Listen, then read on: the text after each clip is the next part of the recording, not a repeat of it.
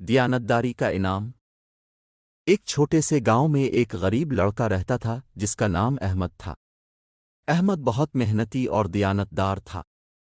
وہ روزانہ صبح سویرے اٹھ کر اپنے والد کے ساتھ کھیتوں میں کام کرتا اور اسکول جاتا تھا۔ ایک دن احمد کو راستے میں ایک بٹوا ملا جس میں بہت سارے پیسے تھے۔ احمد نے بٹوا اٹھایا اور اپنے والد کو دکھایا۔ انہوں نے فیصلہ کیا کہ وہ بٹوا اس کے اصل مالک تک پہنچائیں گے۔ احمد اور اس کے والد نے پورے گاؤں میں اعلان کیا اور آخر کار بٹوا اس کے اصل مالک تک پہنچ گیا جو ایک دولت مند آدمی تھا۔